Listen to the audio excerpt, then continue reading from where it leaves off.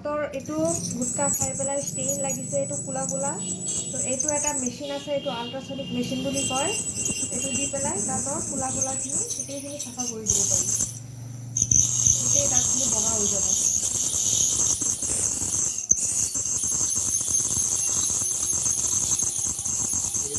পিছত বাইদেউ গুটকা খালে আকৌ এনেকা হ'ব নেকি?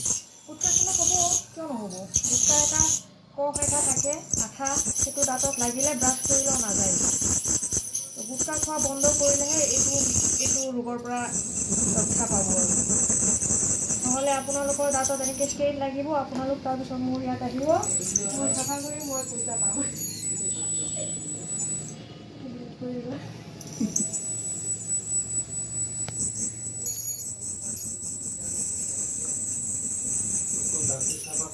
অকল দাঁতে চাফা কৰা না বাইদেউ? চব দাঁতৰ মুখৰ মুখৰ ভিতৰত যি যি ট্ৰিটমেণ্ট হয় চব ইয়াতে এভেইলেবল। দাঁত আৰু মুখৰ ভিতৰত যিমান দাঁত লগোৱা, দাঁত উঠোৱা, চাফা কৰা, দাঁত প্লাষ্টাৰ কৰা, এক্সৰে।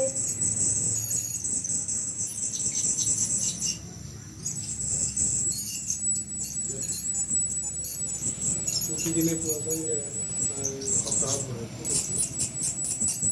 বাইদেউ প্ৰতিদিনে আহে না সপ্তাহত? মই প্ৰতিদিনে ইয়াতে বহোঁ। সপ্তাহত মানে শুক্ৰবাৰটো মই নবহোঁ, খালি বাকী গোটেই দিনে থাকোঁ। ৰাতিপুৱা 10টাৰ পৰা আবেলি 4টা।